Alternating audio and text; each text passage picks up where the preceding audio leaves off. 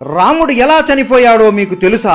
రామనవమి ఎందుకు జరుపుకుంటారో ప్రతి ఒక్కరికి తెలుసు. కానీ రాముడు ఎలా ఈ లోకాన్ని వదిలి వెళ్లిపోయాడో చాలా మందికి తెలియకపోవచ్చు. లక్ష్మణుడు ఎలా చనిపోయాడు? హనుమాన్ని మోసం చేసి రాముడు ఈ లోకాన్ని ఎందుకు వదిలిపెట్టి వెళ్లిపోయాడు? హనుమాన్ ఇప్పుడు ఎక్కడ ఉన్నాడు? ఇవన్నీ ఈ రోజు వీడియోలో తెలుసుకుందాం. ఈ వీడియో ప్రతి ఒక్క రామ భక్తుడు మరియు హనుమంతుడు భక్తుడు చూడాలి. వీడియో చివరి వరకు మిస్ అవ్వకుండా చూడండి. రాముడు రావణుడిని చంపివేశాడు. ఇక త్రేతాయుగం ముగిసే సమయం వచ్చింది. రాముడు అవతారం చాలించాల్సిన సమయం రావడంతో శివుడు బ్రహ్మదేవుడు ఇద్దరు యమధర్మరాజుని నీవు రాముడి దగ్గరికి వెళ్లాల్సిన సమయం వచ్చింది అని చెబుతారు. కానీ యమధర్మరాజు ఎంత ప్రయత్నించినా రాముడి దగ్గరికి కాదు కదా, కనీసం రాజ్యం దగ్గరికి కూడా రాలేడు. ఎందుకంటే సాక్షాత్తు ఆ మహాదేవుడి రూపం అయిన హనుమంతుడు ఎల్లప్పుడూ రాముడి పక్కనే రక్షణగా ఎవ్వరిని దగ్గరికి కూడా రానివ్వకుండా కాపలా కాసున్నాడు. ఒక రోజు రాముడికి శివుడు కలలోకి వచ్చి నీ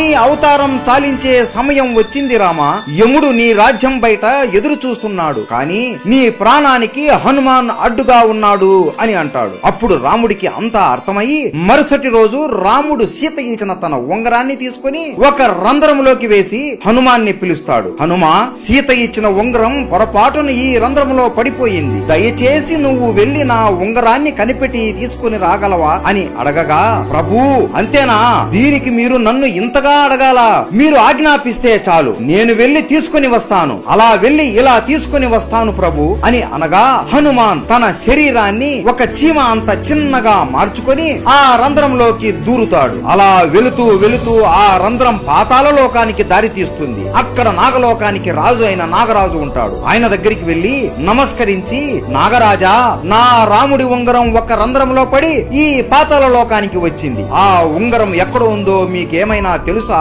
అని అడగగా, ఓహో రాముడి ఉంగరమా, నాకు తెలుసు, ఇక్కడ ఉంది, నాతో రండి అని హనుమాన్ని వెంట తీసుకుని ఒక గృహలోకి తీసుకుని వెళతాడు. ఈ గృహలోనే ఆ ఉంగరాలు ఉన్నాయి అనగా, ఉంగరాలా, నాకు కావాల్సింది నా రాముడి ఉంగరమే కదా అని లోపలికి వెళ్లి చూడగా హనుమాన్ ఆశ్చర్యపోతాడు. ఆ గృహ లోపల ఒకటి కాదు, రెండు కాదు, మూడు కాదు, కొన్ని లక్షల కోట్ల బంగారు ఉంగరాలు ఉంటాయి. హనుమాన్ నవ్వుకొని, నాకు తెలియదా నా రాముడి ఉంగరం ఏదో అని వెతకడం మొదలు పెడతాడు. అయోధ్యలో హనుమంతుడు లేడు అని తెలుసుకొని ఇదే మంచి సమయం అని యముడు రాముడి దగ్గరికి వెళ్లి, రామా, నీతో ఈ రోజు ఏకాంతంగా చాలా ముఖ్యమైన విషయం మాట్లాడాలి. మనం మాట్లాడుకునే సమయంలో ఎవరైనా మధ్యలో వస్తే వారికి మరణదండన ఇవ్వాల్సిందే అని అనగా రాముడు లక్ష్మణుడిని పిలిచి, ఈ బాధ్యత నీదే లక్ష్మణ, ద్వారం దగ్గర ఉండి లోపలికి ఎట్టి పరిస్థితుల్లోనూ ఎవ్వరిని పంపించకు అని ఆజ్ఞాపిస్తాడు. సరే అన్నా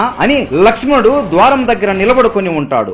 లోపల యముడు రాముడితో ఇలా అంటాడు, స్వామి, శివుడు మరియు బ్రహ్మ ఆజ్ఞ వలన నేను ఇక్కడికి వచ్చాను. మీరు ఈ రాముడి అవతారానికి ఉన్న కార్యం ముగిసింది. ఇక మీరు విష్ణు రూపంలోకి మారి వైకుంఠానికి రండి. లక్ష్మీదేవి మీ కోసం ఎదురు చూస్తూ ఉంది అని అనగా రాముడు నవ్వుతూ సరే యమా అని అంటాడు. ఆ సమయంలోనే మహాకోపిష్టి అయిన దుర్వాస మహర్షి రాముడితో మాట్లాడడానికి అక్కడికి వస్తాడు. కానీ లక్ష్మణుడు, స్వామి, ఇక్కడ రాముల వారు ఏకాంతంగా ఉండాలి అనుకుంటున్నారు, మిమ్మల్ని ఇప్పుడు లోపలికి పంపలేను అని అనగా దుర్వాస కోపంతో, నేను ఇంత దూరం నుండి రాముడితో మాట్లాడడానికి వస్తే నన్ను లోపలికి పంపకుండా అడ్డుకుంటావా?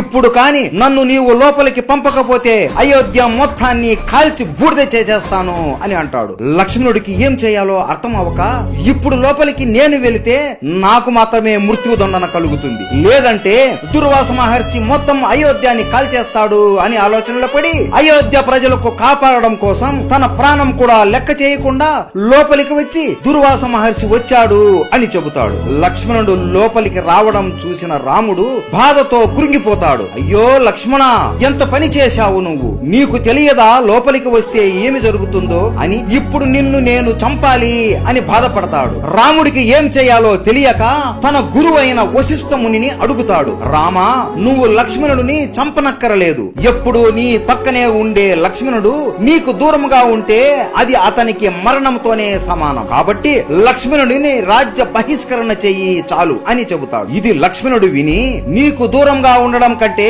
చనిపోవడమే మేలు కదా అన్నా అని సరయూ నదిలో జల సమాధి అయిపోతాడు. ఇది చూసి అతని భార్య ఊర్మిళాదేవి కూడా జల సమాధి అయిపోతుంది. ఈ రెండు మరణాలను ఉంగరాలను చూసి రాముడు బాధతో కురింగిపోతూ నేను కూడా జలసమాధి అయిపోవాలి అని సరియు నది తీరం దగ్గర నిలబడుకుని ఉంటాడు. ఇదే సమయంలో పాతాళ లోకంలో హనుమంతుడు ఏ ఉంగరం చూసినా నా రాముడి ఉంగరం లాగానే ఉంది అని వెతికి వెతికి అలిసిపోయి, ఓ నాగరాజా, ఏ ఉంగరం చూసినా రాముడి ఉంగరం లాగే ఉంది, అసలు ఇన్ని ఉంగరాలు ఇక్కడికి ఎలా వచ్చాయి అని అడుగుతాడు. అప్పుడు నాగరాజు ఇలా వివరిస్తాడు. త్రేతాయుగంలో విష్ణు రూపమైన రాముడు జన్మిస్తాడు. ఎప్పుడైతే ఒక బంగారు ఉంగరం పాతాళ లోకంలో పడుతుందో దాన్ని వెతుకుంటూ ఒక వానరం వస్తుంది. అప్పుడు భూమిపైన రాముడు అస్తమిస్తాడు. దాంతో త్రేతాయుగం అంతమవుతుంది. హనుమ, ఇక్కడ ఇన్ని ఉంగరాలు ఉన్నాయి అంటే ఇన్ని సార్లు రాముడు అస్తమించాడు, అన్ని త్రేతాయుగాలు ముగిశాయి అని అర్థం. జీవితం అంటే ఒక చక్రం హనుమ. ఒక చక్రం ముగిసింది అంటే ఇంకొక చోటు ప్రారంభం అవుతుంది అని. 4 యుగాలు మళ్ళీ ముగుస్తాయి, మళ్ళీ త్రేతాయుగం మొదలవుతుంది. రాముడు మళ్ళీ పుడతాడు, నువ్వు కూడా మళ్ళీ పుడతావు, ఇద్దరు కలిసి మళ్ళీ రావణుడిని హతమారుతారు అని వాసుకి అంటాడు. హనుమంతుడు ఆశ్చర్యపోతాడు. అంతలోపు అయ్యో, నా రాముడు ఇప్పుడు మరణిస్తాడా అని చేతికి దొరికిన ఉంగరాన్ని తీసుకుని వెంటనే అయోధ్యకి చేరుకుంటాడు. అయోధ్య మొత్తం వెతికినా కూడా రాముడు ఎక్కడా కనిపించడు. అలా గాలిలో ఎగురుతూ ఎగురుతూ వెతుకుతూ ఉండగా సరయూ నదిలో రాముడు జల సమాధి అయిపోతూ కనపడతాడు. వెంటనే అతి వేగంతో కిందికి వచ్చేలోపు రాముడు హనుమాన్ని చూస్తూ నదిలోకి వెళ్లిపోతాడు. ఇదంతా చూసి హనుమాన్ బాధతో గట్టిగా రామా ప్రభు అని ఏడుస్తాడు. అయ్యో, ఇదంతా నా తప్పే, నేను బుద్ధి లేని వాడిని, 1 నిమిషంలో వస్తాను అని ఇంత సమయం వృధా చేశాను, నా వల్లనే ఈ రోజు మీరు నాకు దూరం అయిపోయారు అని బాధపడుతూ ఏడుస్తూ కురింగిపోతూ ఉంటాడు. అప్పటికే రాముడు విష్ణు రూపంలోకి మారిపోయి ఉంటాడు. హనుమాన్ బాధని చూసి ప్రత్యక్షమై, హనుమా, ఇందులో నీ తప్పు ఏమీ లేదు, ఇదంతా జరగాల్సిందే, నువ్వు ఎంత చేసినా జరిగిన దానిని మార్చలేవు అని అంటాడు. ప్రభు, నేను కూడా మీతో పాటే మీ దగ్గరికి వస్తాను అని అనగా, లేదు హనుమ, నీలాంటి భక్తుడు ఈ భూమి మీద ఉండి ధర్మరక్షణ చెయ్యాలి, నువ్వు ఎప్పటికీ చిరంజీవిగా ఉండి ప్రజల్ని కాపాడుతూ ఉండు అని అంటాడు. సరే ప్రభు, మీ ఆజ్ఞ అని హనుమాన్ ఆ ఉంగరాన్ని తన వేలికి తొడుగుకొని హిమాలయాలలో రామనామాన్ని జపిస్తూ ఉంటాడు. ఇప్పటికీ కూడా మన హనుమాన్ రామనామాన్ని ఎవరు జపించినా ఆయన అనుగ్రహాన్ని మనకి ఇస్తూ మనల్ని కాపాడుతూ ఉంటాడు. ఇది రాముడు మరియు లక్ష్మణుడి మరణం వెనక ఉన్న కథ.